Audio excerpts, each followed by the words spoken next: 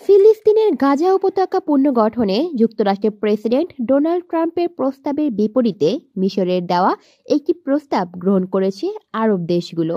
মঙ্গলবার কায়রোতে অনুষ্ঠিত জরুরি আরব সম্মেলনে মিশরের এই বিকল্প প্রস্তাবটি সর্বসম্মতিক্রমে গৃহীত হয়। সম্মেলনের সমাপনী বক্তব্যে মিশরের president Abdel Fattah Al Sisi এ কথা জানিয়েছেন।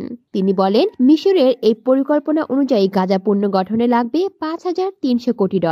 এই পরিকল্পনা বাস্তবায়নে গাজার বাসিন্দাদের বাস্তুচ্যুত করার কোনো প্রয়োজন হবে না। এর আগে প্রেসিডেন্ট ট্রাম্পের গাজার বাসিন্দাদের মিশর ও জর্ডানে পাঠিয়ে গাজাকে নতুনভাবে সাজানোর প্রস্তাব দেন। তবে তার এই প্রস্তাবের পর বিশ্বজুড়ে সমালোচনার ঝড় ওঠে। তবে হোয়াইট হাউস বলছে যে আরব দেশগুলো মিশরের যে প্রস্তাবটি গ্রহণ করেছে তাতে গাজার বাস্তবতাকে তুলে ধরা হয়নি। এ কারণে ট্রাম্প তার দেওয়া প্রস্তাবের সঙ্গে আছেন। এদিকে মিশরের president Abdel Fattah Al CC বলেছেন, মিশরের দেওয়া প্রস্তাবটি আরব দেশগুলোর পাশাপাশি ফিলিস্তিনের সংগঠন হামাস গ্রহণ করেছে।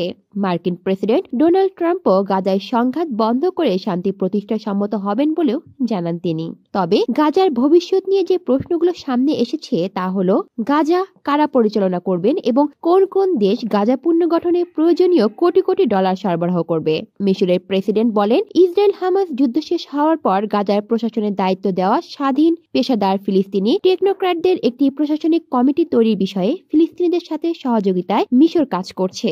ফিলিস্তিনি কর্তৃপক্ষের হাতে দায়িত্ব হস্তান্তরের প্রস্তুতির অংশ হিসাবে সাময়িক সময়ের জন্য মানবিক সহায়তা তদারক এবং উপত্যকাটির বিভিন্ন বিষয় দেখভাল করবে এই কমিটি। এদিকে মিশর পরিকল্পনাটিকে এখন আরব পরিকল্পনা বলে ঘোষণা দিয়েছে আরব লীগের সেক্রেটারি জেনারেল আহমেদ আবুল ঘাইদ। ঘণ্টাব্যাপী সম্মেলন শেষে এই ঘোষণা দেন তিনি। কলি শিকদার, বাংলা নিউজ নেটওয়ার্ক।